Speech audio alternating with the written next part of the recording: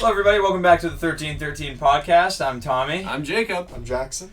And today we have our second edition of Have a Chat, our series where we interview people in the Star Wars community and we get to know them better and we kind of just build our own little community around it. So today we have Justin from the YouTube channel Out of the Basement.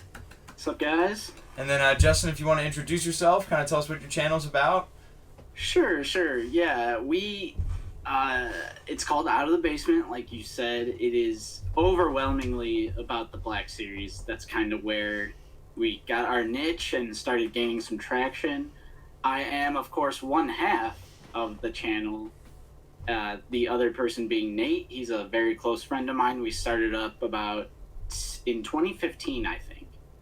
And we started out actually as a podcast. That's why I believe it was one of your guys' dads messaged me on Instagram and sent the link, said you guys were partially inspired by Out of the Basement. So we started as a podcast. So I always have a special place in my heart for that platform that we're not able to do anymore. And I miss it, but it is what it is. Whatever. Maybe one day. That's why I like going on other people's stuff. That's kind of where I get my podcast fix. General conversations like this. But yeah, we have a weekly show. It's called Figure It Out. We basically market it as a talk show. Excuse me, a talk show rather than a news report, because there are people like Usual Mike Television and Luke Monster who just pump out news content insane. There's no keeping up with that. So it's basically discussion based and our thoughts. I think that's why, that's kind of our bread and butter. That's our main thing that we do on the channel every week. We also do the Black Series reviews, but we do them as they come to us. It's not pumping it out ASAP. So I think, and we do live streams every Sunday at 1 p.m. That's a relatively new thing we've been doing. So that's been super fun. But yeah, it's mainly Black Series. Black Series, news, rumors, announcements. We do list videos, general discussion, small topic videos, pretty much anything Black Series. And we've both been collecting Black Series since about 2015. So we're definitely veterans of the game at this point. Okay. Nice. Yeah. Nice. But thanks so much for having me on. This is cool. Yeah, thank you so much for being here. I guess actually, kind of just something off the top of my head really quick, because it's we are actually kind of relatively new to collecting Black Series. We started last year at the beginning of COVID was when we first started getting stuff. And so from my understanding from before then, figure drops were kind of very few and far between, more so the fact that they weren't so common as to compared now. So I guess if you started in 2015, I guess do you feel that are you, I guess compared to right now, do you just feel more bombarded with Black Series news and content every week?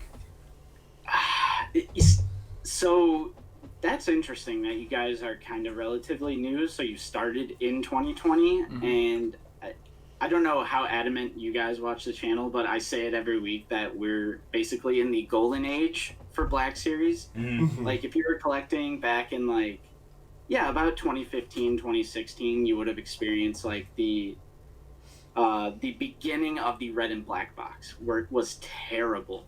It was pre-photo reel, and 2015 was the year that the first Disney Star Wars film came out with Force Awakens. So everything Black Series was Disney Star Wars. There was no original trilogy stuff. I remember Jango Fett might have been the first red and black box Black Series that was in that line. It was all just Rey, Kylo Ren, Finn, First Order Stormtrooper, Hux, Atzi. Everything was sequel trilogy, and then Rogue One came out. And still to this day, I think out of all of the Black Series peg warmers, I think the Rogue One, Jyn, Cassie, that whole wave was the biggest peg warming wave. You can still find those. Yep, we do. Yeah. So that was terrible. And then 2019, but really 2020 hit. I think it started with 2019, that Triple Force Friday that had Cal Kestis, The Mandalorian, and they did like those first edition boxes. It was like that, and then 2020 hit, and we got the brand new Stormtrooper mold. We got a new Clone Trooper mold. We have butterfly joints that are like super common in the line now. Like even Admiral Akbar from Return of the Jedi has butterfly joints.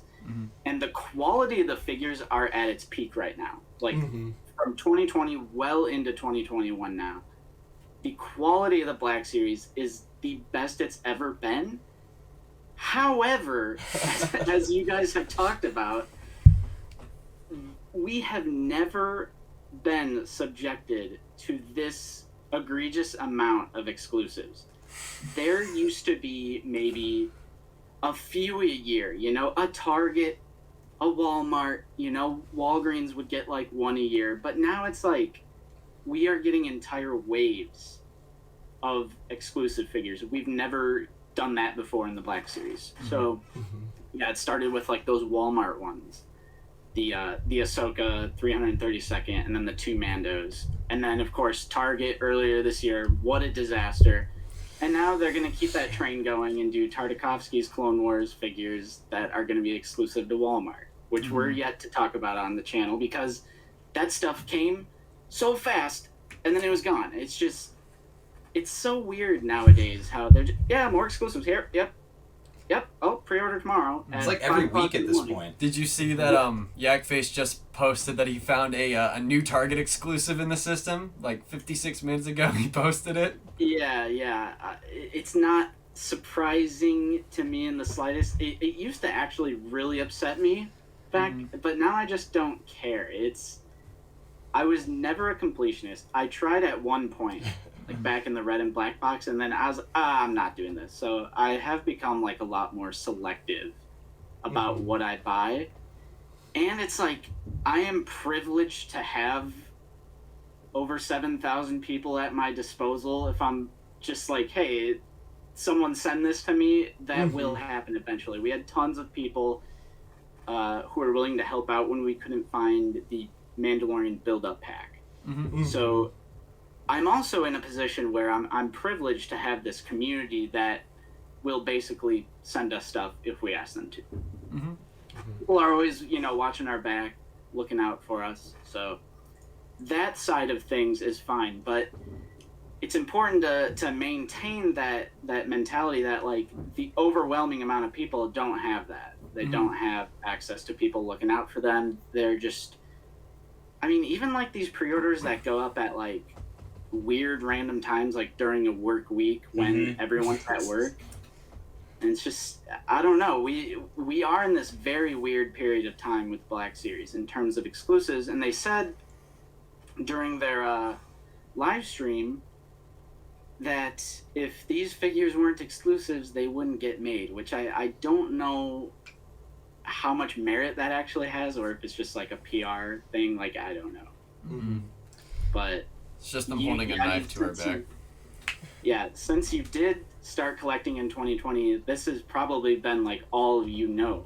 Like this, you've been knowing this entire time. Pretty much. That's interesting. So yeah, kind of the biggest thing about like being a completionist, you can't see everything behind me. So the collection here that we have kind of started with like a few things. So the whole collection, I should say, and this is going to kind of be an explanation more so I feel of it.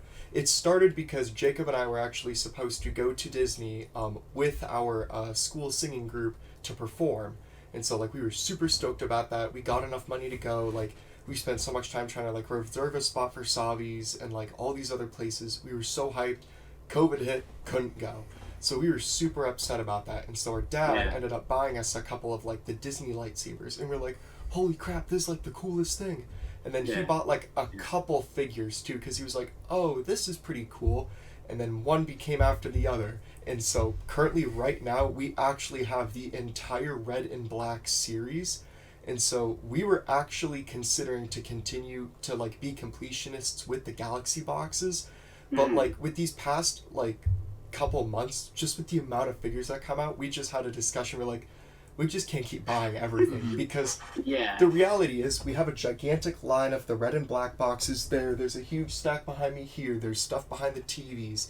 And so like we have a line on the wall right next to me here of the Galaxy boxes, But it's like, we just can't keep doing that because there's going to be no more space in the room, and it would just be more worthwhile just to buy a figure if we really like the character. Yeah, that's pretty much where I'm at as well. Like, then again, it's like the only thing I don't really go out of my way to purchase anymore is like sequel trilogy stuff. I mean, I enjoyed Rogue One, but I don't really have a lot of Rogue One, particularly like the hero characters. I do stick with like original trilogy, prequel, Clone Wars, Mando. Rebels. I mean, that's a lot of stuff still, but it is a bit more selective than I used to be. Like, I didn't pre-order the GameStop Flame Trooper and the Dathomir brother, because it's literally...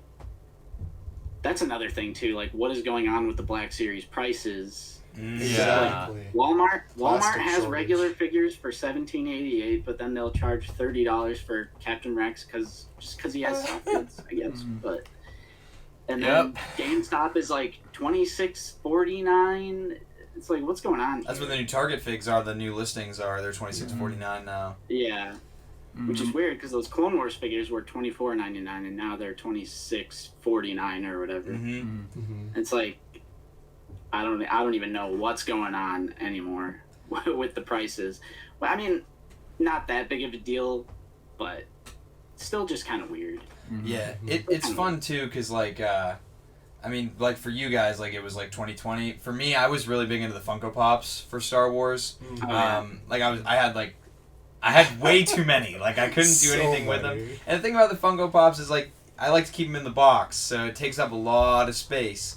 And so when Triple Force Friday, like you were talking about, came around, I picked up the Cal Kestis and the Second Sister, and then I also bought a Captain Rex on Amazon back when you could get Captain Rex for like $20.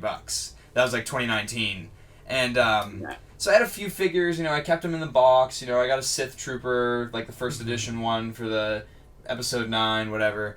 And then I got Mando, then I got, you know, a couple more here and there, and then I was like, oh, well, now I'm just going to collect, you know, like, troopers, and, like, you know, like That's how it starts. Yep, and then I was like, oh, then I'm going to get all the video game characters, and I was like, oh, now I'm just, you know, now I need a complete Mandalorian set, and so I started to slowly sell off all my Funko Pops, and now I've got all these Black Series figures to replace them, so, I mean, the thing about, like, the Funko Pops, though, is they'll release, like, common waves of like 10 to 12 pops at a time with a couple exclusives mixed in, but those exclusives are just like variants of pops that are already in the common wave, whereas like the Black Series, it's like we're getting 2 exclusives once a week now, and a lot of times they're not even like side characters or like, you know, a different rendition of an existing character. They're these like main essential, like the Target wave or like the Walmart wave last year. It's like, how are you guys gonna do that? Like, it's just, it makes it so difficult for the casual collector. Are they turning a new leaf though? Like with this newest thing, which there might even be new ones that I don't know about because they come out every day, but the General Grievous, Mace Windu, and the Fordo. Obviously, Fordo is going to be super highly desirable. Or Arc Trooper, you know, I guess they don't call him Fordo specifically. But if it's like a Grievous repaint, or like even like TBC, really, because all of those ones are like previously released. It just has the new like 2D Clone Wars box. That to me is like what an exclusive should be. Like if it's just going to be like a General Grievous repaint, that's fine. But yeah, you're exactly right. Like having General Anakin Skywalker, General Kenobi, Echo, like come on now, like those are not exclusive tier. That's regular mainline stuff. But it's oddly always Clone Wars. I don't know what it is. Because they know they can make the most money off it. Yeah. But wouldn't they sell more if it was just more widely available? I think it's got to do with like the contracts, you know, with the retailers. You know, there's got to be something in the back there that's like, you got to give us figures that are gonna sell. Like there's obviously like they each, like Walmart and Target are like the big two, I guess. They get like a wave of 4 figures, and then they get like 2 or 3 times out of the year they get 2 figures that drop for exclusives. So yeah. I mean, I still love the Black Series. Oh, Don't yeah. get me wrong, Mhm. but it is just jarring how many exclusives we've been subjected to, like, recently. Mm-hmm. It's a relatively new thing. Some people disagree with that, but again, like, collecting since 2015, the line started in 2013, and I do not remember this sheer amount of exclusives, because I'm pretty sure they outnumber regular releases at this point. Yeah, I did the math. So- We were talking this morning on the show when we recorded our regular episode. I had done the Yeah. math, and I'm not counting re-releases like archive collection. Yeah. It's like strictly new figures, like new characters. The exclusives outnumber the mainline releases by I think at least 6 figures at this point. Yeah. Like it's out of Yeah. control. Because, we're almost in August, so it's well over half the year, and we've only gotten 2 regularly released waves Mm-hmm. so far this year. We had the Hunter Crosshair wave, and now we have, the current wave with Casca Reeves and all that. And I loved your story about that, trying to find those at Walmart. That was such a I know. pain. It was so painful. I'm so happy to know the Walmart experience is, exclusive to all 50 states, I'm sure. Yep. Yep. Yeah. Because Yeah. that exact, it's in the bag. It's in the bag. That's always fun. Target is so much. I like Target a lot more. Yeah. The employees just seem like they actually want to help you a lot more, whereas with Walmart, literally at the Walmart I was going to, there was an employee who had hidden the case in the back because they were trying to sell them out to a specific customer that was coming to the store. Right. Yeah. Yeah. That just sucks, man. Gone are the days of just finding toys on pegs. Yep. Oh yeah. But it's only Black Series. If you want to find Marvel Legends, they're everywhere. Yep. Yeah. If you Mm-hmm. want to find DC McFarlane stuff, it's pretty much everywhere. The Exactly. Halo Jazzware is everywhere. Masters of the Universe, whatever it is. Mhm. It seems to be just Star Wars, where Yeah. you go to the Star Wars section and you see 30 of those Mandalorian Darksabers, the kids' toy ones. That's it. That's the whole display. You got the Just get those walkie-talkies from Galaxy's Edge at Target. Yep. Mission Mhm. Fleet. Mission The Fleet. Child. Oh, if you don't see 37 children in your aisle, just Grogu galore. Yeah, for sure. It's all just online nowadays. Mm. I don't know if you guys follow Sleeping Collectibles, but he was recently on our stream and he told us that Mhm. he doesn't pre-order anything and he goes out of his way to find everything, even exclusives, in the wild. I was like, I could never. Yeah, screw Yeah. that. I couldn't believe it could because I never. was watching that stream with my dad, and then we were like, "So does he just not get anything?" He gets. I genuinely do believe if you go out of your way, you can find every Black Series release for retail. I've never had to resort to scalping. Now, I guess if you're new into collecting and you're trying to get a super old release and it's acquired a actual value, that's different. But Mm-hmm. I have never had to pay over $10 retail for something. I think the most I've ever spent on a regular release was actually my favorite Black Series figure, which is the orange Pauldron Sand Trooper back in the orange line. Nice. I think I paid $30 for that at a toy show. Jeez. And it's stupid and you shouldn't have to do it, but if you do put in the effort, I genuinely think you can find, Mm-hmm. you can try and get everything that you could possibly want to a certain extent. Mhm. You can't get Definitely. the SDCC stuff anymore for sure, but Yeah, a big thing as well is that when when my dad was actually starting the collection that you see behind us right now, we entered in the market at a really good time because all of these sequel figures and everything else, he bought a majority of this collection behind us for $10 and less for the Yeah. figures. But then obviously now the prices have shot up all the way, so it's really hard to find a lot of the ones that we have right now. yeah, there was a lot of good deals on Amazon. There still is Hoth Leia, Mm-hmm. Skiff Guard Lando. There's still a bunch of pretty good figures on sale on places like Amazon. Mm-hmm. And that's the other thing too. My dad was saying was my father and I, we watch this one YouTube channel called Spectre Creative, and he's a guy who used to do you know him? I don't think so, no. Yeah, he used to be in the toy business, and now he just kind of sits back and explains to everybody from the consumer side, like how the businesses work. And he was saying that in the States, a big thing with like why there's so many exclusives and why you can't find anything on the shelves is because Toys R Us left the United States. And so, like, you see people in Canada, they go to Toys R Us and they just there's just everything Black Series. Oh, yeah. They have Yeah. all the figures. And so he was saying in one video how there's just like such a shortage because the business model for a store like Toys R Us is different from the business model for just your big box retailer like Target or Walmart. They're worried about selling units in a matter of time, whereas Toys R Us is more worried about having stock on the shelves. Yeah. So, Yeah, I think another possibility, like just spitballing, you know, just theorizing, right.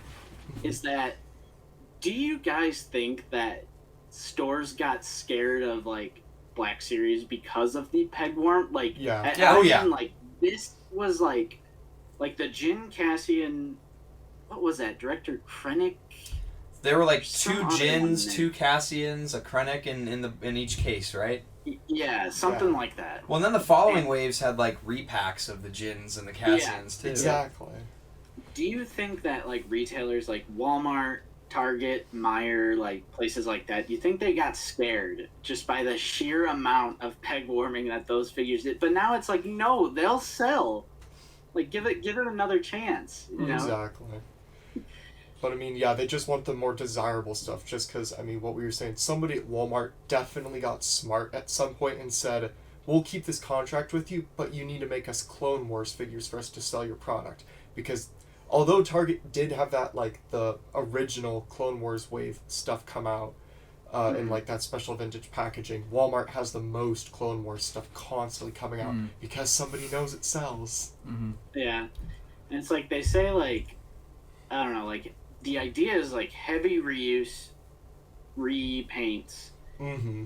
but, you know, budget figures that can, like, pay for, like, a new unique mold. But the problem is the new unique mold is released as an exclusive. It isn't released. I mean, there has been examples of that not being the case. Like Cad Bane was a brand new figure head to toe, and that wasn't an exclusive. Or like an older example would be like the Darth Revan, like the original red and black box release. Like that was, as far as I know, a brand new mold head to toe. So like the idea behind it is like these repaints, repack, reuse can like help pay for like the engineering and the tooling for new unique molds, but then they just make them exclusive. Like they make the highly desirable, like absolutely essential stuff exclusive, which I'm not a fan of. It's I kind of mean, like Anakin Skywalker. He's the main. It's literally one of the main characters. Yep. You're gonna make him exclusive. Not good. No bueno. it's kind of like because I'm more into collecting Legos myself. That's the one thing I like about the Lego business model is that if it goes out of stock on the first day, you just gotta wait a week and then they'll restock it on their website or on Amazon. Right. You'll be able to find it in literally any store. Yeah, it's funny you say that. I recently got bit by the Lego bug. That's like one of the 501st, Yeah. the ATRT. I got bit by the bug. Not a good rabbit hole to go down. No, because I was like, when I started, I was like, I'm only going to collect the helmet sets and then Clone Wars and Bad Batch era and then Mandalorian era. And this entire new wave is only Clone Wars and Mandalorian, and I'm spending over $600 on just plastic within like the coming months. But I imagine you're going to get the LAT gunship. Oh yeah. Oh, yeah. Oh yeah. Mm-hmm. That's Dude, the first I'm one I'm tempted. getting. That's the first one I'm tempted. getting. It looks so good. It looks amazing. It does. It does. It's my favorite Star Wars vehicle. Mm-hmm. And a part of me wishes that the HasLab would have been a LAT gunship for 6-inch Black Series. But Yeah. I am satisfied with the Rancor. I hope some way, that's like one of my Black Series dreams, along with like Max Rebo Band 3-pack with all of their respective instruments. That's probably my number one.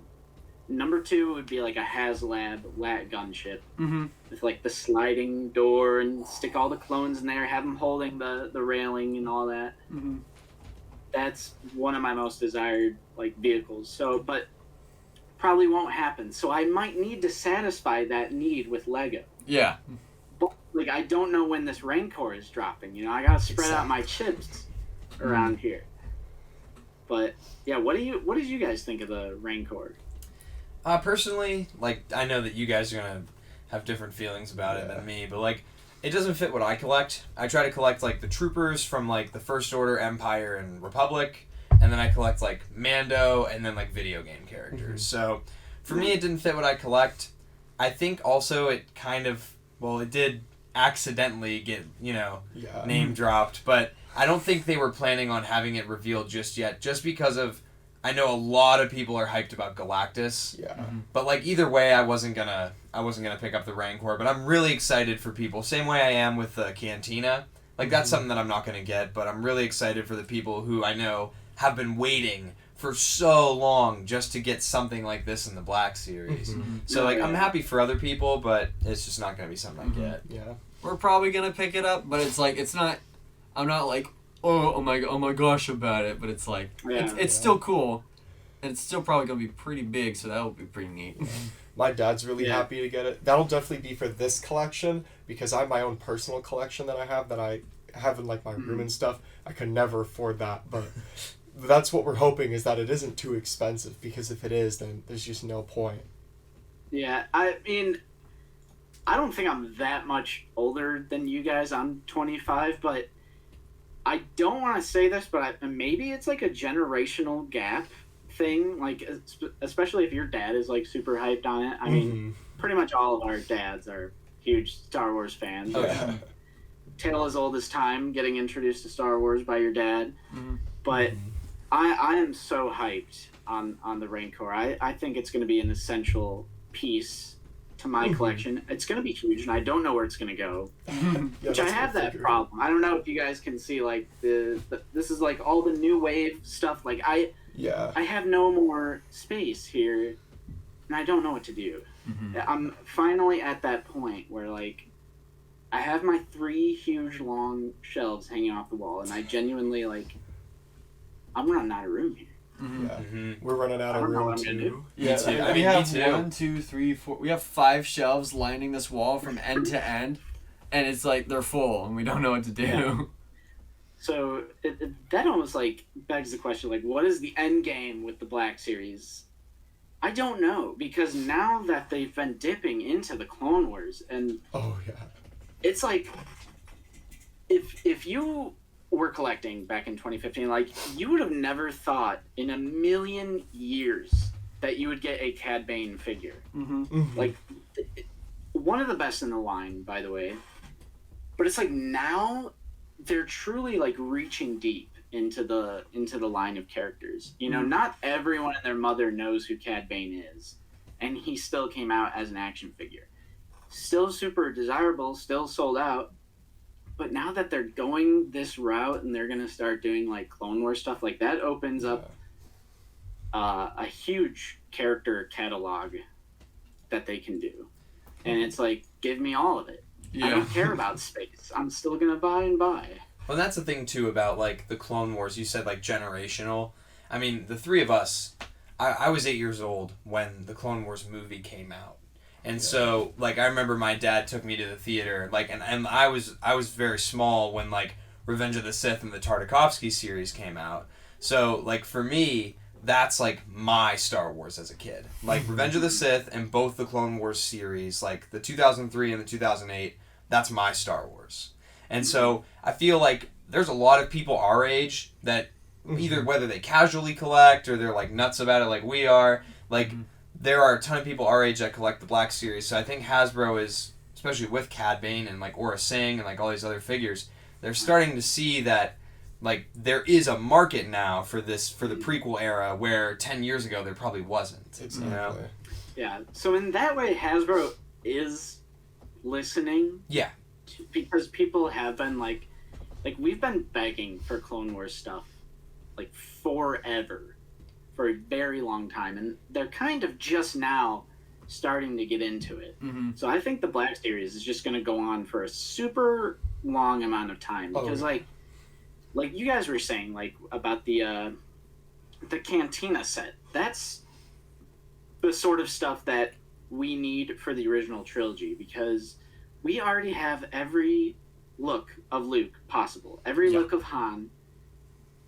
every look of Leia, except I know people are gonna say, "Oh, the red dress from Empire Strikes Back," but it's like, okay, we have enough Luke, Han, and Leia. I love the original trilogy. It's my favorite piece of Star Wars media. It's what I grew up with. I mean, I was introduced to the OT first, and then so I was born in '95, so I didn't see Phantom Menace in theaters. I think Revenge of the Sith was my first one in theaters. So I grew up with both the OT and the prequels. Loved Clone Wars when it came out. But for original trilogy, like, this is the route we need to go, is like these background alien, like fleshing out the Cantina aliens and like Jabba's palace, which is why I'm very hyped on the Rancor. Fleshes that out a bit more. Like, we need like the weird zany creatures and stuff. Like, we have enough Luke, Han, and Leia. You know, we got enough of that. Yeah, I mean, I totally agree to that to an extent, just because it's like, yeah, I was born in 2001, so obviously Clone Wars is like my thing, you know, but at the same time, I feel bad for a ton of the OT collectors, just because that isn't the one area that I collect, but there's so many like still small pivotal characters the OT fans need that they just haven't done yet. It's like, here's another Luke, buy another Like, there's Luke. no Wicket.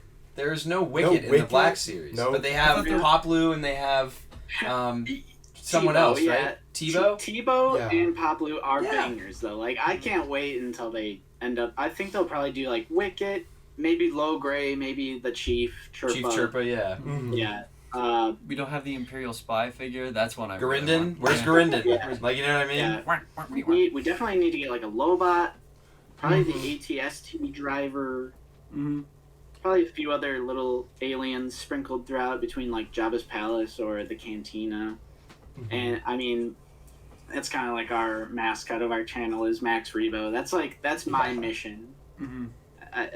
If Out of the Basement has any influence over anything, like if Hasbro ever takes 1% of what we say into consideration, please let it be the Max Rebo Band 3-pack with Max Rebo, Cy Snoodles, Droopy McCool, and their respective instruments. Yeah. And then I'll just be done collecting forever. I'll be fulfilled. Because then at that point, you can make the entire Jabba's palace with the band, Jabba, and the Rancor. Yeah, and I mean, we have Skiffguard Lando, you know. Like, we're getting Bib Fortuna in the pipeline, so it's they're starting to flesh things out a little bit instead of just doing... Because another thing is photoreal, so, like, Black Series has been doing photoreal catch-up. And... some people are turned off by that. I just don't. I pick and choose. Like, I don't get offended when Luke, Han, and Greedo get the Powers of the Force repacks, and like the Luke and the Han have the photoreal. I do think they're overpriced, but it's like that's an opportunity for new collectors to get those classic characters, and they're better figures since it has the photoreal deco on it. So that's kind of been like another current trend with Black Series is they've been trying to pretty much hit every old like pre-photoreal character, minus the sequel trilogy. Man, Adam Driver, dude, like I don't like the sequel trilogy, but I feel like Kylo deserves a photoreal, especially since we've had 2 Rey photoreal figures. Like Kylo deserves one. I think they should do one. I mean, that's the thing about the photoreal. In 99% of the time, it looks so good. Then you get the Pedro Pascal Target exclusive figure, and for me, like I think it's the hair more than the face that kills me with that one. It's because the hair has to like fit in the helmet, so it's like it looks wet, like it's like drooped down. Totally looks weird. Like I totally agree. That's like I can't wait to see what they do with Cobb Vanth. Because Timothy Oliphant has that super nice haircut, and he takes off Boba's helmet. He just has this super nice hairdo, and so I'm curious to see like how they do that with a helmeted character, because his hair like goes a little up and wavy, you know. So it'll be interesting to see how they do that one. But his helmet's on. That's what I'll say about that. Beskar Mando, his helmet stays on. All I'm curious about is how are they going to do Echo from the Bad Batch? Because he has that thing on the back of his head, and then the helmet tapers down below it to his neck. Gear. It's kind of like the Lobot gear. So how are they going to make a removable helmet for that? I just don't know how they're going to do it. Yeah. Oh, okay. I'm stupid. You mean Bad Batch? Yeah. Echo. Yes. Okay. Yeah. Because the thing. Okay. That maybe alternate head, but That's what I was. That's gonna what I say. was- Mhm. Black Series, which we did get some alternate heads recently, didn't we? With Palpatine on I feel the like we throne did had some- 2. Yes. Yeah, Emperor on the Throne. Was that the most recent? I thought there was something else, I but think that is the most recent. Other than like Yeah. removable they do removable helmets when they can. Yeah. yeah.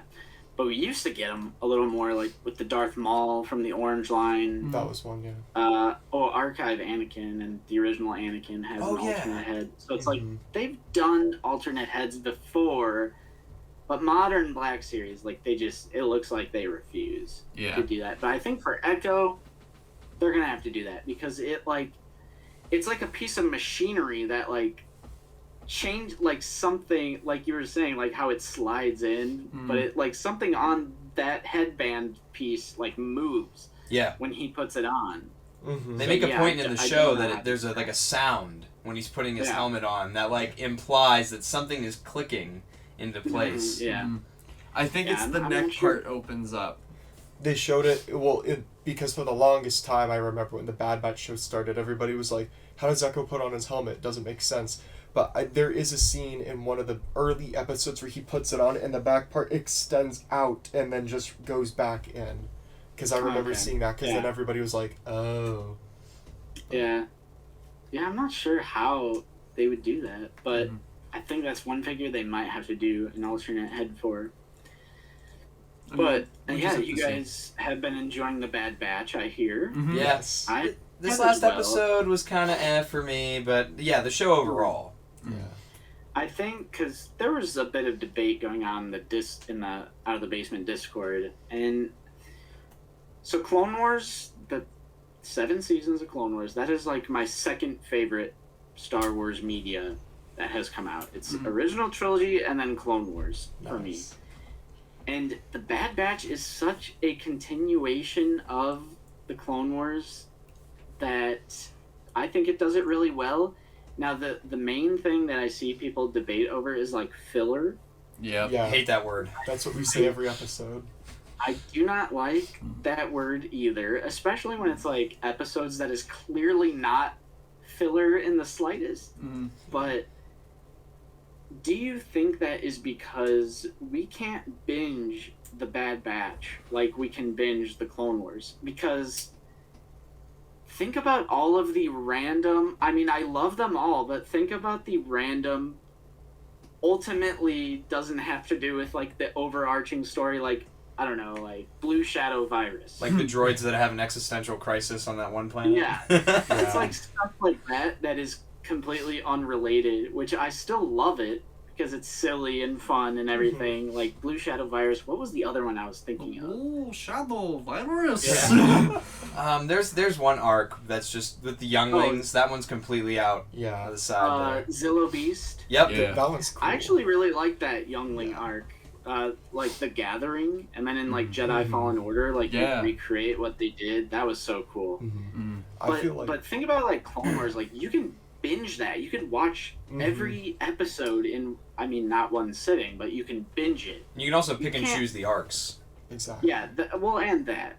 But you can't binge the Bad Batch. It's like we're waiting a whole week for one episode. And it's like you're watching one episode at a time. So I think that's why people are a little more harsh on it. And maybe not realizing that Clone Wars, like if you were sitting and watching one episode of Clone Wars, one episode per week, I feel like some people would feel, oh, this is like a filler episode. But we don't think that because we can just binge through it and watch a whole bunch of it. We're not waiting in anticipation for a whole week Mhm. for one episode. So I think that's why people are a little harsh on it Yeah. so far. I feel like the biggest thing that like I like to bring up as well is it's a timeline thing. So the Clone Wars lasts 3 years. So Lucasfilm has 3 years worth of events of stories that they can tell in literally whatever order that they want. Because I mean that's how the Clone Wars comes out, is that it kind of goes back and forth a bit. Where the Bad Batch, the whole purpose is to show the creation of the Empire, and they have to show it by like an everyday kind of thing, because the Empire didn't take so many years to form, and then the Empire lasted for 40 years. So we need to see like how they took it day by day to create and form to be how strong that they were, that they could last so long. You know? Yeah. Yeah. And I feel like as there's well 19 too. years. Yeah. There you go ahead. Yeah, so like I feel like as well too, with the Bad Batch, it really does follow the pattern of the Clone Wars and Rebels. Like I know like something big happens in an arc or a single episode, and then they give you an episode to kind of chill out and like, you know, kind of just take a breath and kind of, you know, get to appreciate the characters more. You know, I mean, and the other thing too is if you cram everything in and every episode has like a big character reveal or like a big like shocking like canon changing event, then the show's going to be over in one season. If you want the show to last and you don't want to rush character development, you don't want to rush anything, then you have to take the time with the characters, and not every episode can be this monumental, you know, like I said, canon altering like event happening. So Right. I think people are spoiled coming off of season 7 of Clone Wars, because all those characters were established and stuff, so they could do big arc after big arc after big arc with massive story points.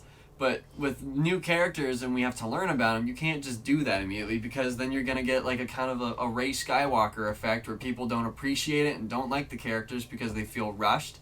And then they're going to complain about it. So they're like, okay, we'll give them story building so you like it. And now people are complaining about the story building because, it's filler. Yeah, that was the You know, biggest it's been said that no one hates Star Wars more than Star Wars fans. we say that all the time. Yep. Yeah. And unfortunately, it seems to ring true in a lot of cases. I do think like the super negative people are like a vocal minority. Mm-hmm. I think like even like Mando, the Mandalorian has like those episodes where it's not like the main storyline. Absolutely. It's just like, you know, the common phrase side quest story. But it's Star Wars, and it's like still world building, and it's like going to different planets and introducing different species or whatever. So I still enjoy those episodes that aren't necessarily like you were saying, like canon altering, like huge climactic events. I can still have fun with it. Mm-hmm. No problem. Mm-hmm. And that's the other part of it too, is like everyone thinks that they're a movie critic and a film critic, you know? And so when you see all these complaints and all that, it's like, well, you know, these people sat down, they had to write this out, they had to plan it. And, you know, a few years ago, pretty much everything Star Wars was pretty much rushed just to get pumped out. Whether it was video games, shows, movies, all of it was just really rushed. And so now they're learning from their mistake, and they're taking the time to sit down and think things out. And I really think that it's just, you know, a lot of these people complaining, you know, I don't want to like say that their opinions are invalid on Star Wars, but at the same time, it's like you're judging something that, you know, you've never written a TV show. You know, you've never sat in the director's chair and had to, you know, create character development. So I feel like that it's really easy to just complain about everything that comes out and say, well, I would have done it this way, because you didn't come up with any of the original ideas. You know, you're just looking at what's on the screen and judging what's on the screen, you know? I think Megadeth puts it perfectly when he says hindsight is always 20/20, because it's really easy to see what went wrong with you when you're already past it. But when you're making decisions on the day as a director, it's hard to make those decisions, and you're trying to make them fast as possible because every second's like $1,000. So, I mean, I always look at like mistakes and like things that I don't like about movies like with a grain of salt, because I know that I would never have the ability to do anything like that or write anything like that. So the fact that we have a final product sitting in front of us that for the most part is really good, it's just, I can't judge it that much. It's beyond. Yeah, I mean, like you were saying about planning, I think like that's something that went wrong for me with the sequel trilogy, is because, I mean, it's so great now that they're, like we've been saying, like with The Mandalorian, with Bad Batch, like we're taking our sweet time and we're not like getting Rey Skywalker. It's because that's what I think the main issue with the sequel trilogy was like, you gave it to a JJ, you know, a reputable director. He directed The Force Awakens. It kind of reintroduced everyone into Star Wars. At the time, 2015, super magical experience. Literally brought a tear to my eye because for, what was it, almost 11 years, it was just Star Wars over. It's done forever. What we have is what we have. And just the idea that it was coming back was insane. And I think Force Awakens does a good job of, like, bringing people back to Star Wars, reintroducing it, and especially with, like, a new generation. Think about, like, kids, like 8-10-year-old kids who, like, love the sequel trilogy. I think it did a good job. But then they gave the sequel to some guy who did direct a fantastic film with Looper, but there, like we've been saying about planning, you gave, at the end of the day, it's just some guy. He wrote and directed. And writing is that's a big thing to give to one guy and you're giving him like 100% creative freedom and everything. And it's like, then you know, everyone hated The Last Jedi, so now we're going to give it back to JJ. And then it turned into like this measuring contest, if you get what I'm saying, between the two directors, to the point where in The Rise of Skywalker, it's like, it's not even a metaphor. It's like a physical representation of undoing everything that the previous movie did, to the point where they put the smashed Kylo Ren helmet back together when they were like fusing it back together, like an actual literal metaphor of undoing what the previous movie did. I was just like, man, at that point, it took me out. I can't submerge myself. I can't enjoy them anymore. It started with Last Jedi. I did not like it. And then Rise of Skywalker, I think, was just like the final nail in the coffin for me when it came to the sequel trilogy, which was a shame because I liked Force Awakens. But now when I go back to rewatch all of Star Wars, which I did during COVID and quarantine and everything, I literally went Phantom Menace, Attack of the Clones, all 7 seasons of Clone Wars, Revenge of the Sith, Solo, and then Rebels, right? Yeah. Solo, Rebels, original trilogy, both seasons of The Mandalorian. And then when it got time to do the sequel trilogy, I just couldn't do it. I quit right then and there. And it's like, at the same time, and I pretty passionately dislike Last Jedi and Rise of Skywalker pretty evenly. But what makes me different from people like, you know, the fandom menace is I can let it go. I can enjoy Jedi Fallen Order, one of the best Star Wars story games to come out in like modern, you know, recent years. I can enjoy Season 7 of Clone Wars when that came out. Amazing masterpiece. Bad Batch, The Mandalorian. We have a lot of good comics going these past few years.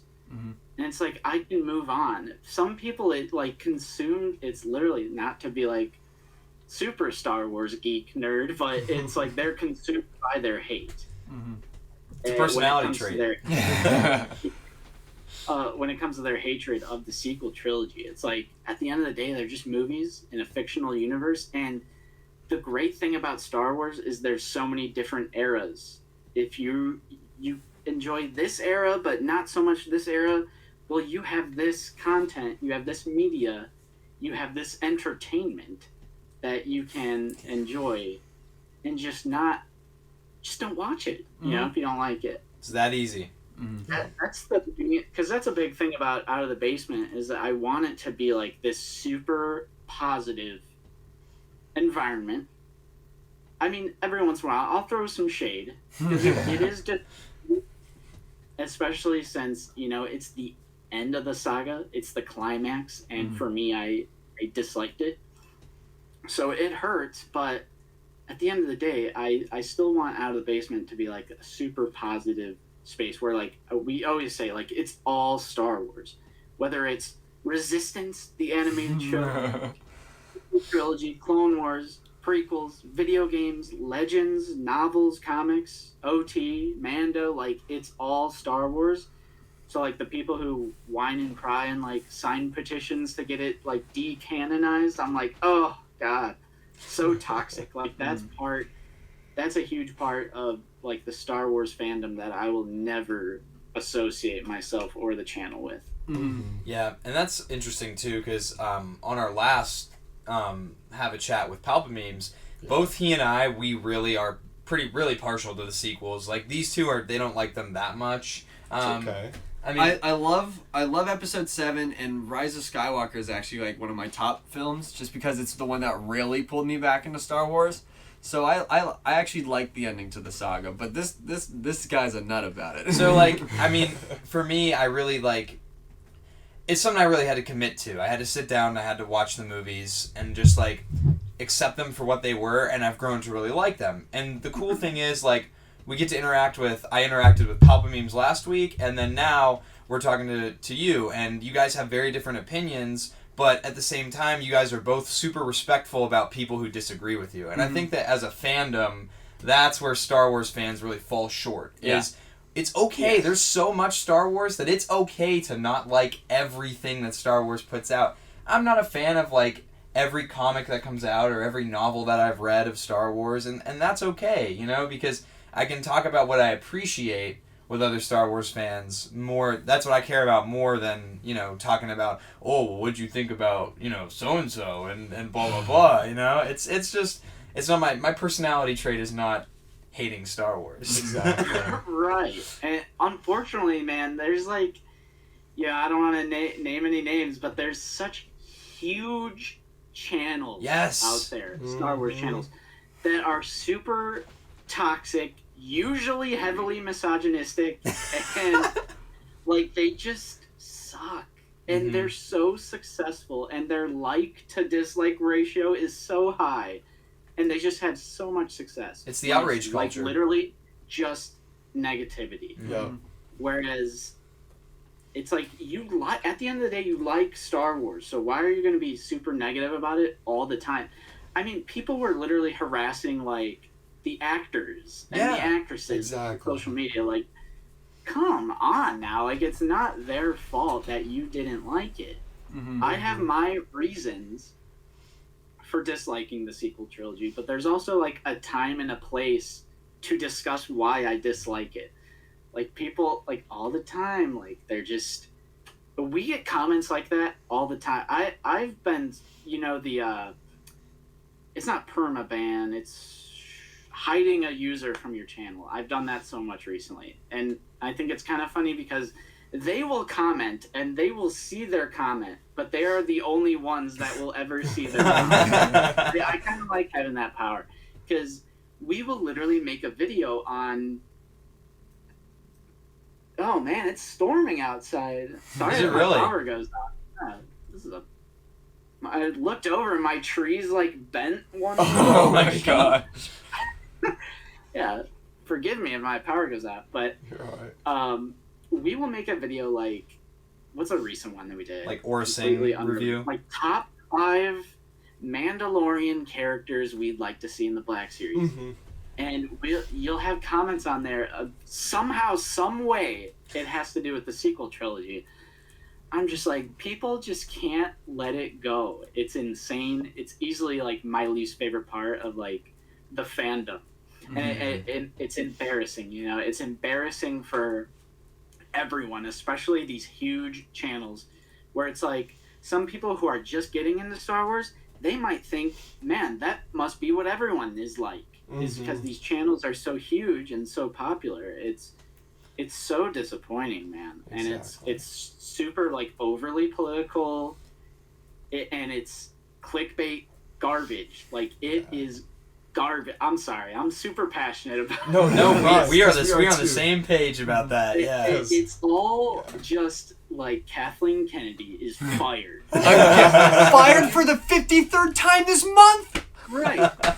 It's the same video every single upload with a different thumbnail with red arrows and like devil eyes on Kathleen Kennedy. And it's the same video for 3 years in a row, 3 times a week. And people just eat it up. Well, Now they've my got the dog is inside scared. sources. He wants to get in. Yeah, The sources do trust me. Yeah. Yeah, they've got the inside sources, you know? Yeah, they have a team of spies. They have a team of Hollywood spies. Yeah. I feel like for like all that negativity, like, because I also try to follow like Rexin Around like as much as I can too, but I feel like Rexin Around has like tried to become like the complete opposite like driving force, just because I follow him on TikTok too, just because I'm young, I'm on it all the time. So like almost anything Star Wars, it's like you said, you'll find people, they just can't let go of the sequels and complain. And like, I'm not even joking, like almost any single Star Wars video I ever see on TikTok, Rexin Around has commented on. Just to be like the opposite driving force, just be like, we love all of Star Wars Star Wars is amazing, you know? Yeah. Except Resistance. And it's 3 movies. Exactly. And it takes place 30 years after Return of the Jedi. That's a long time. That's a long time. It's just one little fragment of Star Wars history. Mhm. And it doesn't bother me. I don't like the movies, but I just move on. Yeah. And it's like, I don't understand. It's still to this day, it's 2021. And still to this day, people freak out and have meltdowns about the sequels. They make 2-hour video essays about Oh, yeah. why the sequels are objectively bad. Objectively Yeah. balls. Yeah, dude. So, yeah, that's just the thing with Out of the Basement. Like, I want it to be super positive, but at the same time, like, I'm not afraid, because I think that's why, like, Hasbro would never want to come on Out of the Basement, because on one hand, we're probably too blunt, because what review was it? Was it Q90 or no, it was Aura Singh. Like, I pointed out that she didn't have butterfly joints and she didn't have the updated neck and head articulation. And there was seriously a comment on there of like, I don't know what it was, but they were so like appalled that I pointed out something negative with the figure. It's like, I'm not just gonna blindly consume and rave about every product that we review. yeah, you're not a shill.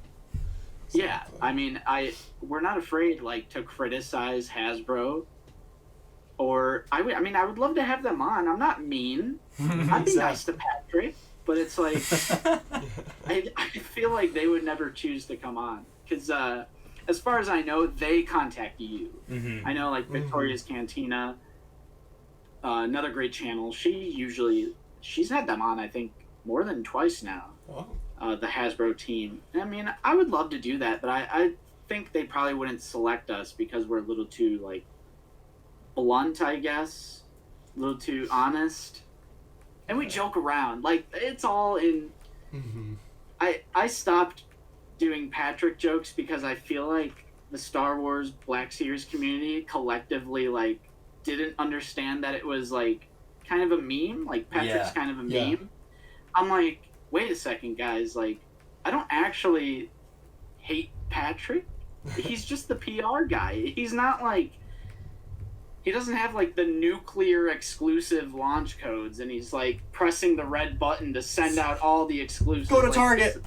Yeah, Go to Target. you know, Hasbro is probably a board of suits that are like, yep, crunch the numbers here, exclusives here. Yeah, Like, it's the not bean Patrick. counters. Yeah, exactly. It's not like evil Patrick making everything exclusive. He is literally just the public relations guy who does the live streaming. Like, he's fine. He's fine. So I stopped joking around about Patrick because I feel like people didn't understand that I was joking. Mm-hmm. Yeah. I mean, it Probably could be fine. worse. Probably They fine. could send you the entire next wave of the Black Series only for you to talk absolute trash on it. But they'll just keep sending you the product. Not gonna Yeah, name people. that would be super cool. I'll take some Black Series goodies. Oh, from heck that, yeah. though. Oh, yeah. Like, let's get some first look stuff. And not to be like, oh, Out of the Basement is huge, we're so big, but there have been people, like, what is his name? Toying Around, I think his name is, who got that he got like the Target Clone Wars stuff 1st. Yes. And it's not like, you know, he's a cool guy, but it's not like he's like some super mega ultra big channel. So it is possible, you know, to get some. Let me get some free stuff, Hasbro, if you're ever coming across this.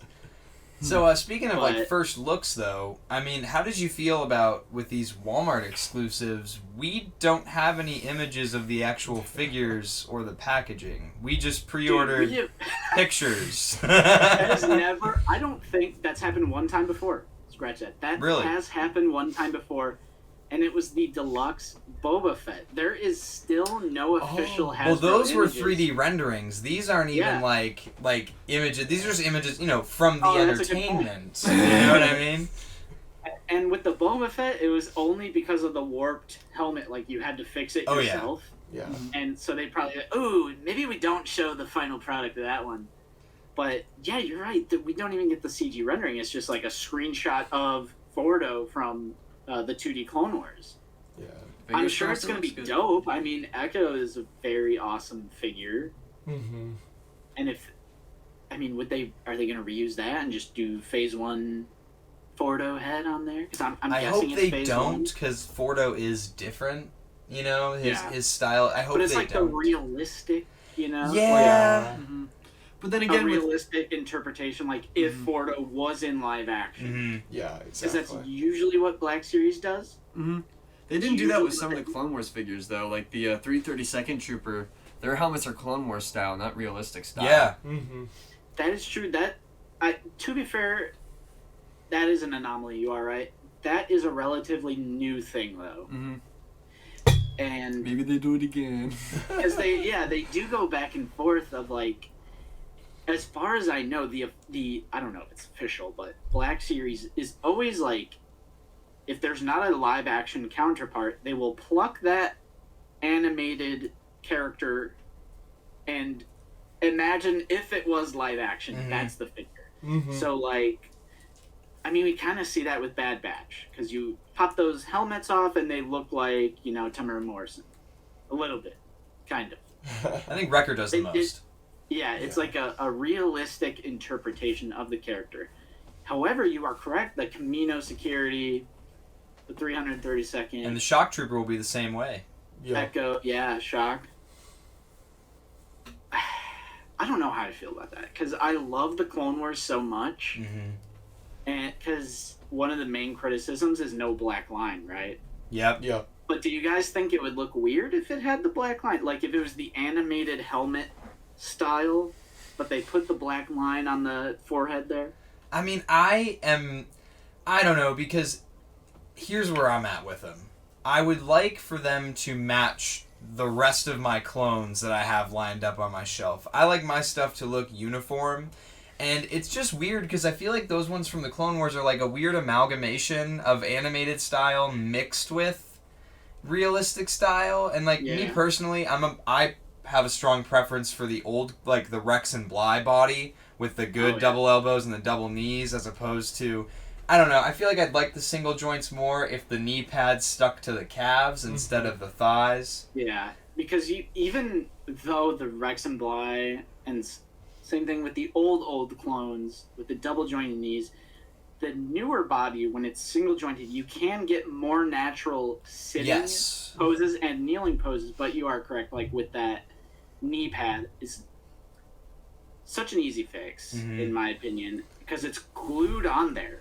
As far as I know, it's not a part of the actual like plastic mold. It is glued Right. onto there.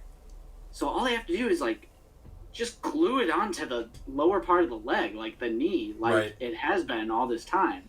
Mm-hmm. But then we got that Elite Squad Trooper, which had the new clone body, but it had like the double jointed legs. See, I like that. I do like that as well. Mhm. Elite Squad Trooper's a banger, dude. Mm-hmm. That's an underrated figure. 100%. I mean, Yeah, for what it I is, really- it's a good figure. Yeah. Yeah, it's I kind of like how in the clone or in Bad Batch, it's like one has the DC-15S, one has the DC-15A, and then one has like the flamethrower. Yeah. Uh-huh. We really recently got a John Walker's custom flamethrower like for the Elite Squad Trooper. Super cool. Mhm. Very cool, very cool. And I've been thinking about getting into a little custom pieces, but then it's like they get expensive, you know. They do. It's like at certain points you're like, man, I could just get like a whole new figure for this. Mm-hmm. You ever thought about collecting sideshow figures? Man, I think I'm too deep. Oh my! Oh Yeah. my gosh! Show me a little.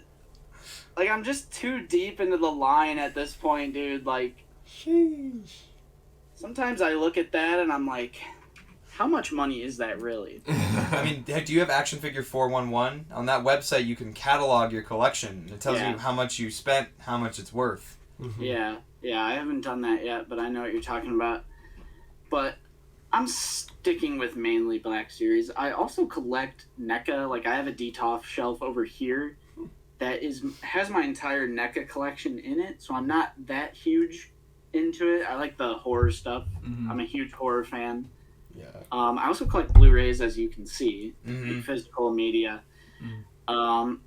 No, I'm sticking with Black Series 100%. Plus, it's like that's what the channel is, and then Right. you know, changing that stuff up, and it's like you lose part of your audience, whatever. It's not really because of that. It's financial reasons, probably. Yeah, And definitely. I mean, because I got the 501st sideshow, and then I also just pulled the trigger a couple weeks ago on that Boba Fett with the throne. Oh but my God. I did the payment plan for that one, which that's what I will say about Sideshow and Hot Toys, is that they give you a payment plan option, because if it weren't for that, I would not be able to get either figure. Like, that's just where I'm at. Yeah. Right. We have the I guess, Cody, like, and then my dad was just like, "So hey, I'm about the Coruscant Guard," and I was like, oh gosh, yeah, Coruscant Guard, that'd be a nice one too. "Oh yeah."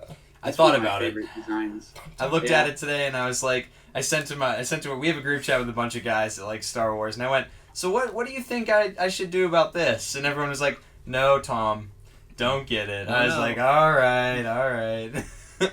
Yeah, I mean, I guess like the end goal, one of my end goals with the Black Series is eventually like diorama related. Yeah. Like, I would like to, once I'm like a bit more established and I have like a really nice basement, I feel like I'm gonna start doing some dios. I mean, it helps when like Black Series does some dios themselves. That's why I'm excited for the Cantina, even though you get 1/4 of the Cantina. Just buy 4. But oh yeah, Just buy 4 of them. no Shouldn't be problem. that bad. And they have no plans at this time to release those pieces separately, of course. They think they got me, you know. They think, oh, old Justin, he's gonna buy 4. I'm like, no, I'm not buying 4. I'll just have the one little quarter piece, and it'll be a nice little thing. But yeah, it's that kind of stuff. And I don't know if you're familiar with GTP Toys, previously known as Space Walls. They make. They were famous for making like Death Star walls and calling them Space Walls because they were unlicensed. So it's not really call them Death Star walls. But now they are licensed, and they are doing a Tantive 4 hallway, very similar to the Vintage Collection. Yes, I've seen that. Yeah, I've I seen saw that Yeah. one. Yeah. And that might be coming next month. I know the guy said he has been experiencing delays and everything. Sometime soon, I hope. Mm-hmm. 'Cause that's going to be a centerpiece for sure. I just can't wait to have like Vader, some stormtroopers, the Rebel Fleet Trooper, get that archive Leia, have her like kneeling down with the plans with R2, 3PO. I think it'll be a fun set. But it's like, I think that's my end goal, is to like recreate scenes, recreate like shots and like little diorama pieces. I think that's my end goal for Black Series.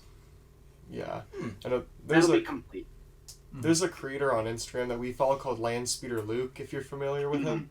Yeah, he has those amazing 3D print sets. We have a 3D printer, but we're currently printing armor, so we need to wait before we can ever do that. Mm-hmm. Oh yeah, because you guys are trying to join the 501st. Yeah, Yep. Sir. I watch. Helmets. I watch. Yep. I'm You a saw the listener. dogs come in?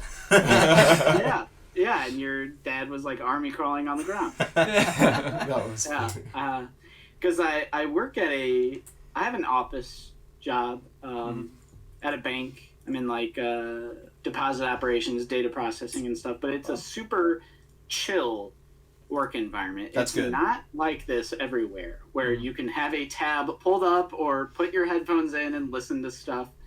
But thankfully, it's super, super chill company. So I'm always like listening to things in the background. So when I heard, like we were saying, I think we were saying this before we started recording, but like one of your dads hit us up on the Out of the Basement Instagram and was like, oh, like my two sons and their best friend started this podcast, partially inspired by OOTB, which I'm like, oh, my heart.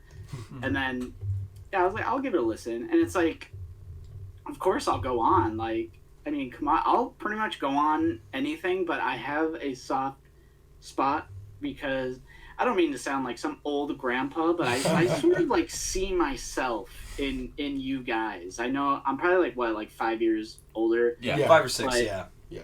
It was about 5 years ago that we started Out of the Basement. So I like 100% know starting out on YouTube and just trying to like get your footing, get the shot set up, get your whole thing set up, which it already looks like you guys have like a nice backdrop. I like the 1313. Thanks.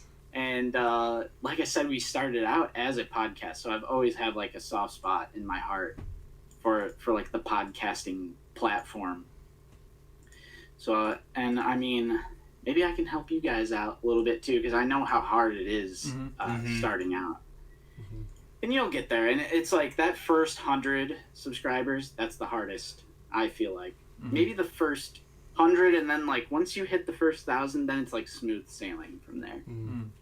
But yeah, I mean, do you guys, because this is like a new sort of series you guys are doing, like Have a chat. This is the second one we've done. The first one, we had a couple bumps in the road with. It was my fault because no one knows because Tommy didn't say it. So essentially what happened, we did the whole thing with Palpa memes. It was all three of us.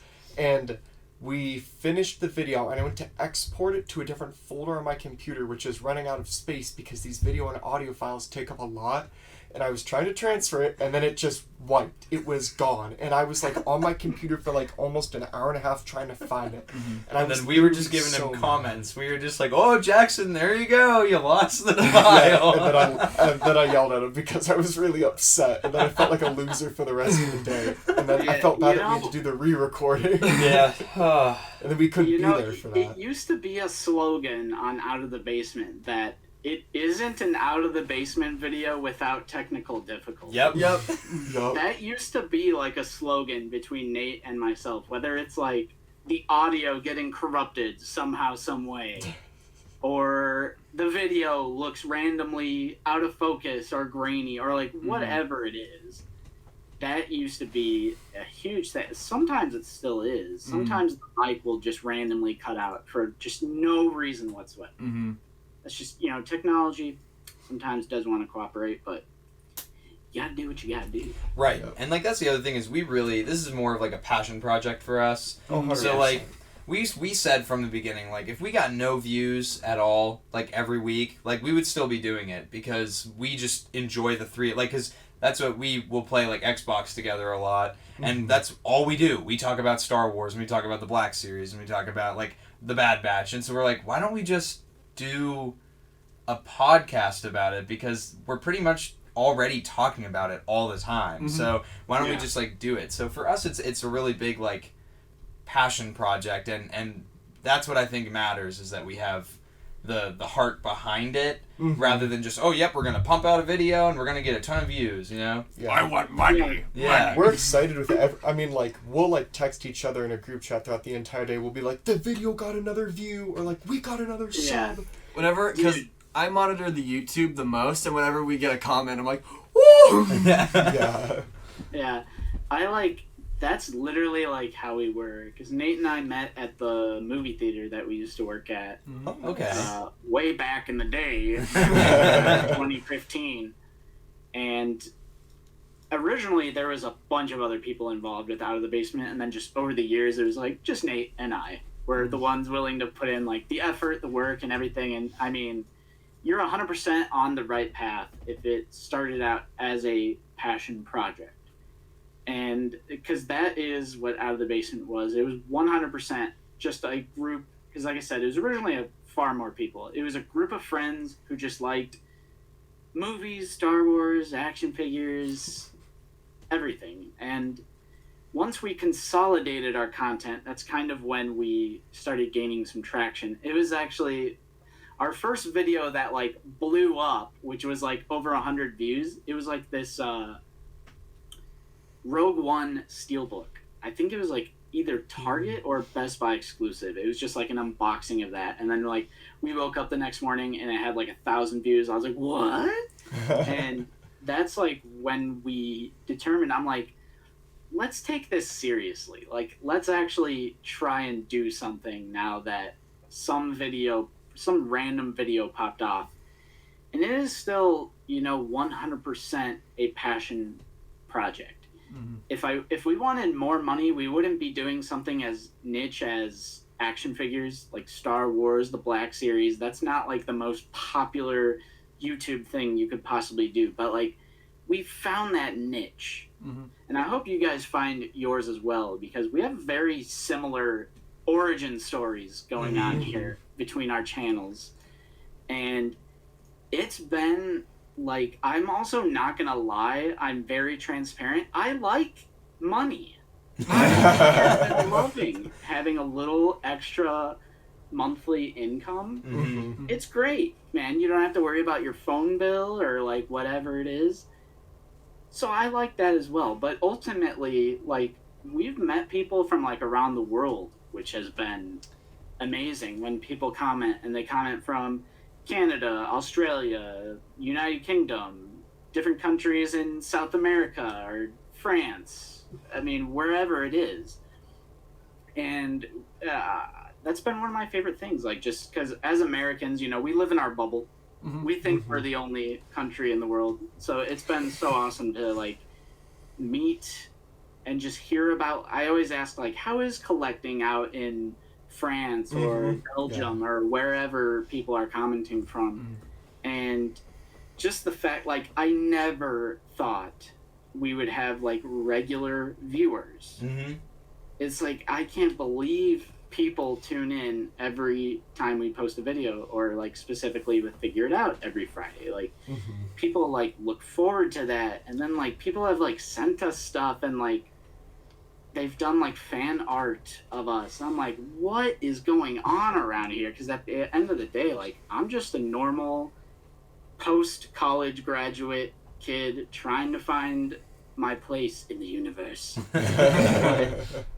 I'm just like anyone else. And like having other YouTubers on like our live streams, like when we had like Mike Case on and all those other people, and it's like, they're just regular guys too. Like, it's not about, the numbers or anything like that. At the end of the day, it's just about like the fantastic community that we have as action figure collectors, as positive anti-scalper action figure collectors. It's been insane to me. And yeah, we recently hit 7,000. And it's yes, like, congratulations. I know, congrats. Thank you. Never thought we would gain that sort of traction. And it's not even like 7,000 compared to like other YouTube channels that have millions upon millions. It's like, we'll never hit stuff like that, but still, like, 7,000, I just never thought we would hit those types of numbers. And I think like 10,000, I think I'll be like fulfilled. I feel like at 10,000, I'm like, all right, whatever happens next, whatever. But I do want to hit that 10,000. That's like my next realistic goal. And literally anyone can do it. We started out with iPhone and no mic, no lighting, no equipment of any kind other than your smartphone. If you have a smartphone, you could literally do a YouTube channel, and people will watch. Yeah. Like we started out, I have because I do photography in my free time. We were using a DSLR, and I had no idea that the DSLR will stop recording after 15 minutes due to a film cap. So we had that, and then we finally decided to invest in like a nice camera that we could put on my tripod. Like the lighting that we have right now, it's a desk light shaped like Dio from episode 9. Nice. It's just stupid bright for like zero reason, so I have it pointed at us. And then the mics are just some USB mics that we just picked up from Best Buy. We figured out that it's next to impossible to sync up audio from 3 USB mics. So now we're looking into doing it the right way. And it's been a process, but at the same time, it's like now we can really help out other people that want to start out. And like if they need advice or like pointers, we're like, hey, we did this wrong. Don't do this. And then the other thing too, like I think I found your guys' channel when I was... it was probably maybe like 6 to 8 months ago. It was probably like Christmas time or just after Christmas. And like when I was getting ready for like, cause I work 2 jobs. So like when I'm working on Friday mornings, like I'm getting ready for work, or like during the semester when I was getting ready for class. Every Friday morning it was like, yep, there's Out of the Basement's video. I'm just gonna, listen to that while I shave or whatever I'm doing, So that it is like, it's cool to like have that one thing you look forward to on that day of the week.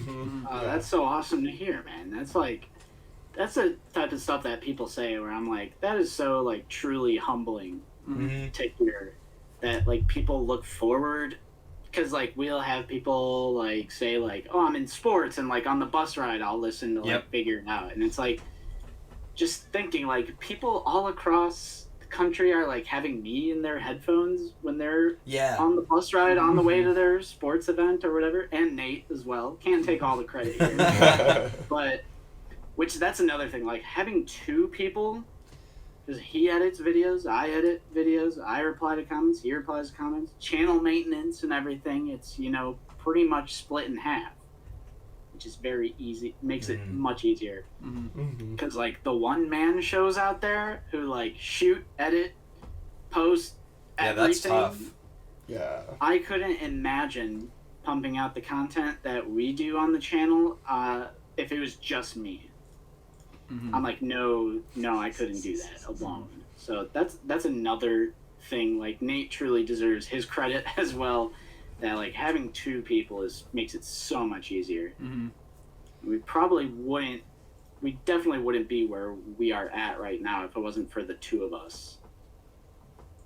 But yeah, I can't. I seriously like still it's weird to me, because we've gotten like messages from people just on like Instagram, and some of them are very like, I don't want to say like depressing, but like for some people out there, it's like YouTube community watching, it's like all they have. Yeah.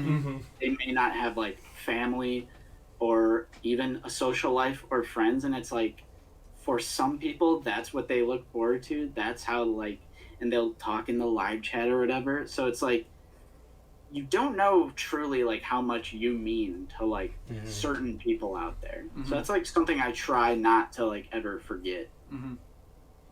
Going through this whole journey, it's been crazy. Yeah, I mean, it's a crazy journey. Did you guys have anything else that you wanted to add? Because I had a couple questions that I want to talk about, because I'm a bit of a horror nut. I'm just starting to get into horror films. Nice. So I just had a couple questions about different things. So like what's your favorite horror movie?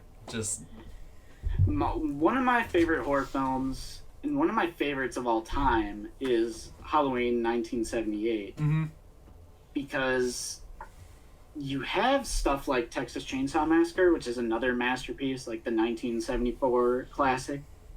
But that's like more I don't want to say stereotypical, but that's like you go out to the boonies and then get killed by maniacs with chainsaws. With Halloween, it was one of the first huge examples of like a killer in your own backyard. So it created this like moral panic between people, and it's like, I feel like as human beings, we're more scared because of movies. I mean, literally something like Jaws, like people are afraid of the ocean and like a lot of that is like pop culture osmosis of like what we see in movies. Mm-hmm.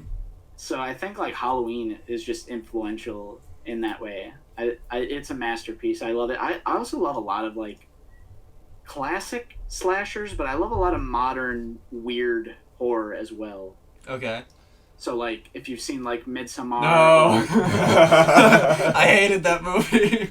No? No, because I went and saw that on a first date, and because the girl was like, I really want to go see this horror movie, and I had no clue what it was, and like I was expecting it to be like Halloween, like a deet deet, and it's just like ooh spooky. It was it completely caught me off guard, and I was just so uncomfortable the whole time. I was just like, what? Because if I knew what it was. Point. If I knew what it was, it probably would have been more enjoyable. But because I didn't, I did not have it. And they never talked again. It's first date material.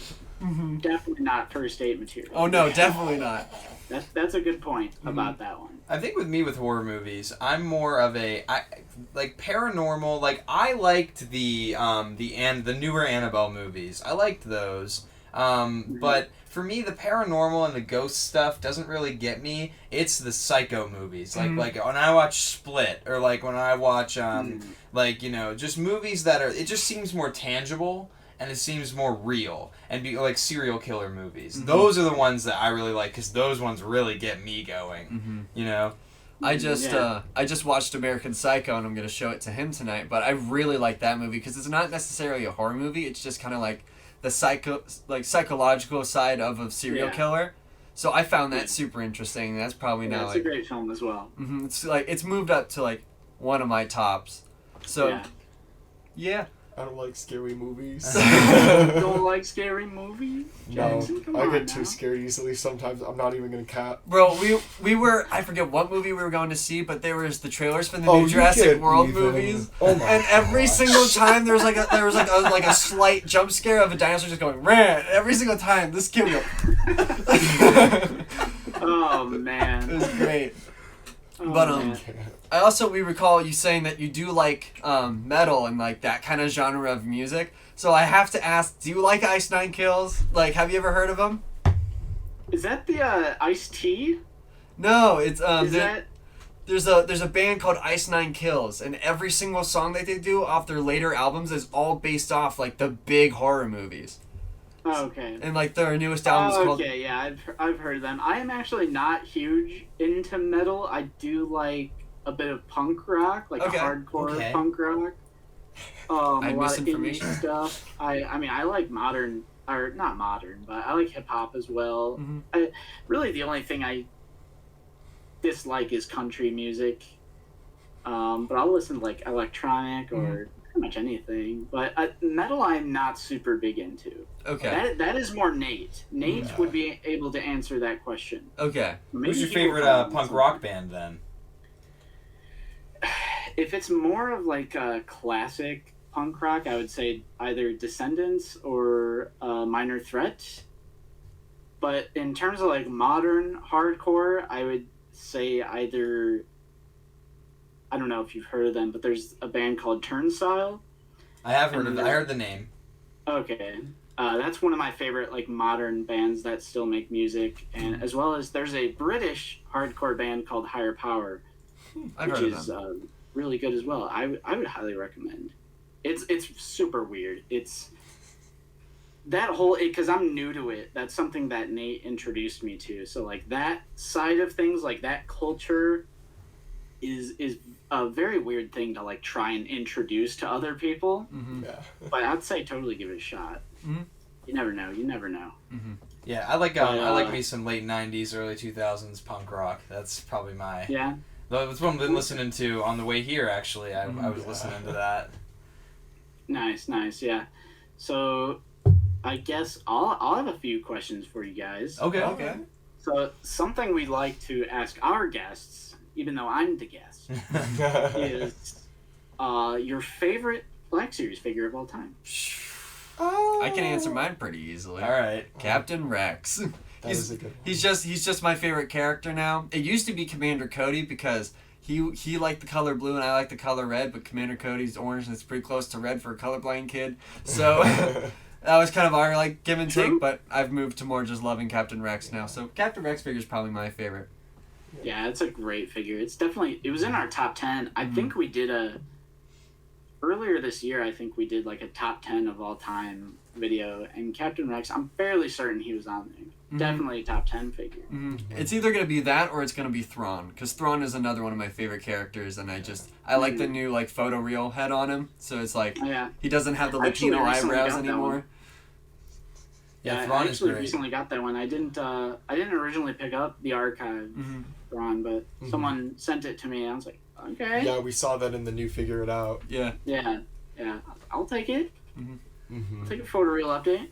Do you still need a minute, or I think I got mine. You right? can go. I know what I want to do for mine, but I'll let you go. I think honestly, like, just for me, my favorite figures are the ones where I take them out of the box, and as I'm trying to pose them one way, I get another pose. Yeah. Like, those just mega posable figures. So if I had to pick, it's either the Mandalorian Loyalist from that Walmart exclusive Clone Wars wave, That is a good one. or it's probably actually Cad Bane.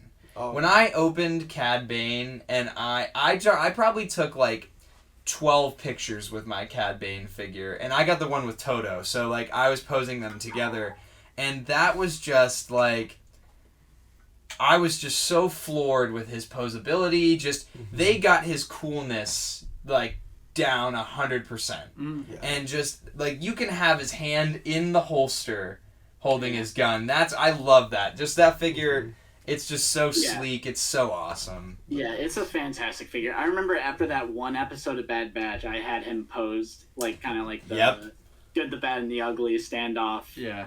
Clint Eastwood style with Hunter.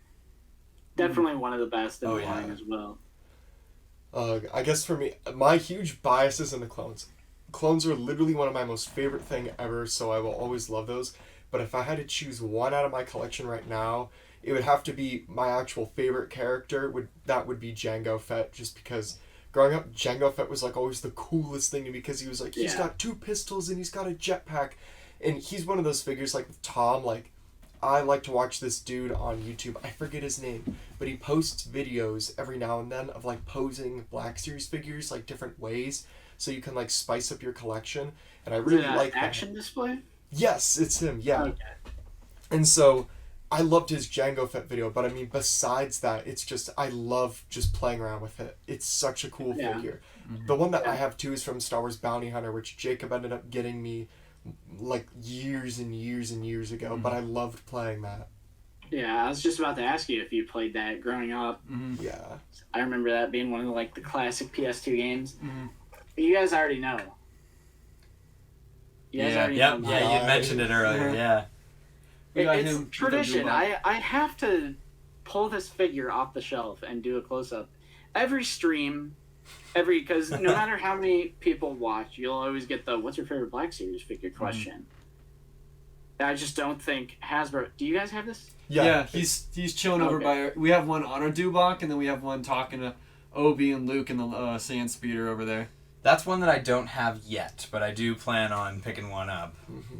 We will never, Hasbro will never do this type of weathering on a Black Series figure ever again.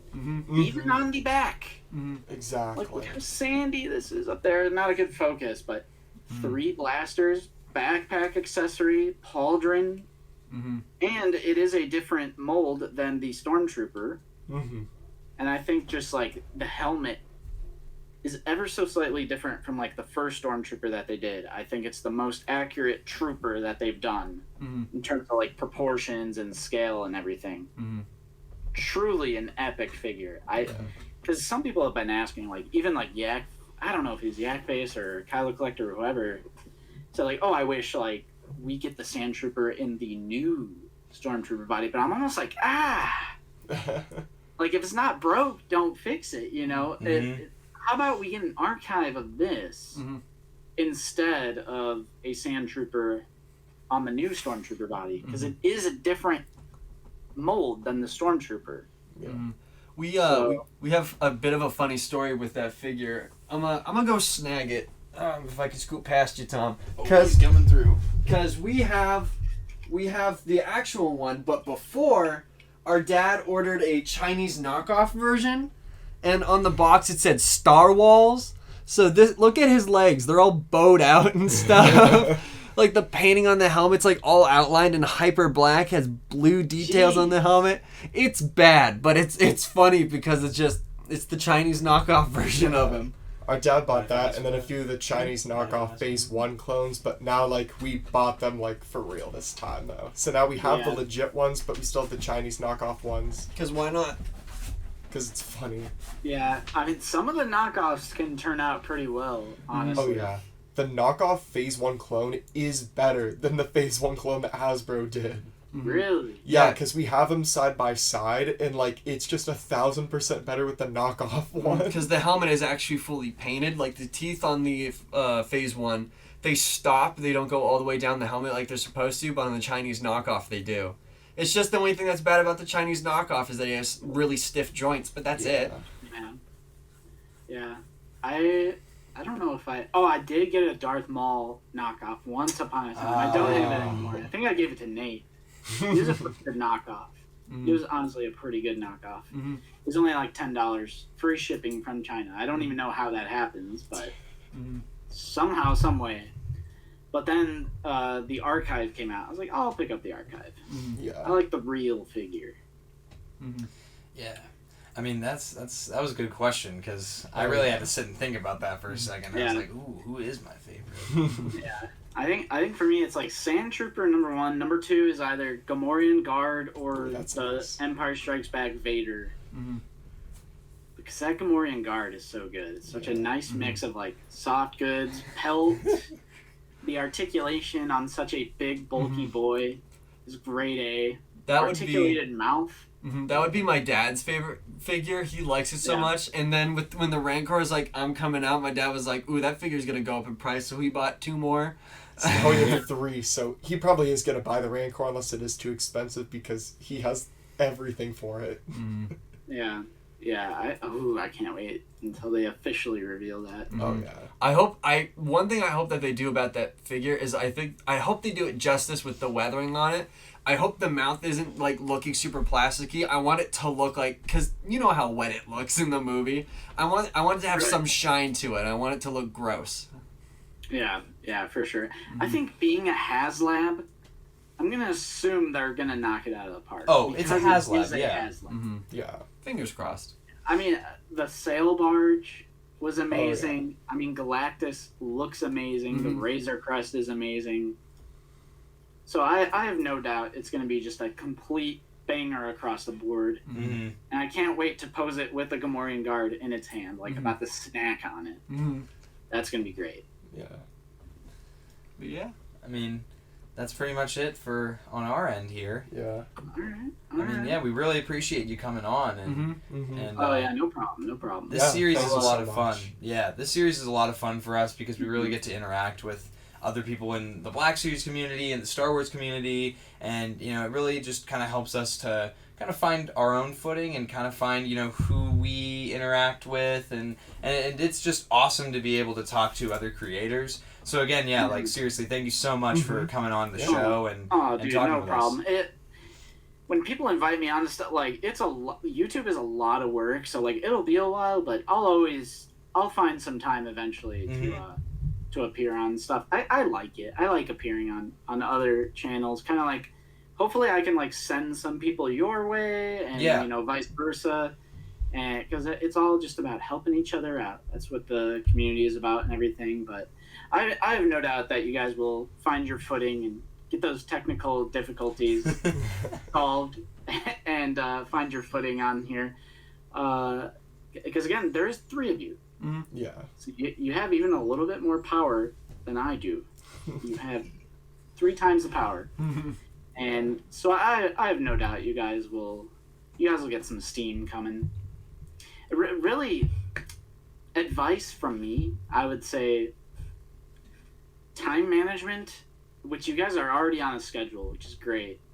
Because I think you guys say you record on Saturdays and then post on Monday. Yep. it's great to have a schedule. It's one of the main like pieces of advice I could give. That and consistency. And if you're on that schedule, that kind of goes hand in hand with consistency. So like people can look forward to it every week. And just organization, consolidating your content. That's a big thing for me because we used to do like Blu-ray stuff and like completely random, unrelated stuff and then we just noticed like the Black Series stuff gets the traction, gets the views and interaction. So we decided to really like aim our sights down the Black Series and really like consolidate the content of the channel. And really that mixed with COVID and like pandemic and quarantining, that's like 2020 is when our numbers started to go up. So yeah, I mean, time management, scheduling, and consolidating your content and really finding that niche. That would be what I would leave you with. That's my advice. Awesome. Well, thank you so much. Yeah, no problem. But yeah, thank you so much for having me, guys. It's been fun. Yeah, and then for everyone who is listening to the podcast or watching the podcast, we have I'm going to pull up Out of the Basement's YouTube here. Ooh. So we'll pull that up. And then Jackson, if you just kind of want to give the rundown on when this will go up and all that. Sure thing. So, as Tommy said, this is our brand new series, so this will be going up on Thursdays at the same time that our regular episodes come up, so that'll be Thursdays at 9 a.m. now. And again, we will be posting when one of these will happen. This won't be an every week kind of thing. We just got lucky that we're going to have 2 weeks in a row right now. That is kind of funny. You guys did get a little lucky. You have your dad to thank because he's the one who messaged me. I keep forgetting if I already said this. If it was like before we started recording, but yeah, it was your dad who hit us up through the Out of the Basement Instagram. I was like, oh, I'll check it out. Yeah, sure, no problem. All right, I just pulled up the YouTube channel there, and there it is. There's Out of the Basement right there for you. And so they make videos on NECA figures, as you can see with that Frankenstein figure there, and they do mostly Star Wars: The Black Series as well. So they stream. You guys stream every Sunday now? Mm-hmm. Yeah, it's every Sunday at 1 p.m. Central. And that NECA thing, that's just something we do like with the channel trailer stuff. Mm-hmm. But we barely really do like we sprinkle in a little bit of NECA, a little bit of McFarlane, but like we've been saying, like it's overwhelmingly like people consider us, a Black Series channel. Mm-hmm. Yeah. It's overwhelming what we do, and I love the Black Series. So what better avenue to express your passion than YouTube? YouTube is awesome. Mm-hmm. So yeah, thank you so much for having me, guys. This has been so fun. Yeah, and we hope to have you again sometime in the future, and for sure. So yeah, everybody, thank you for listening. This has been the most mediocre Star Wars podcast in the universe. And I'm Tommy. I'm Jacob. I'm Jackson. Make sure you like, subscribe, and share, and we'll see you guys all next time. Later, Bye. guys. Don't forget to click Broadcast.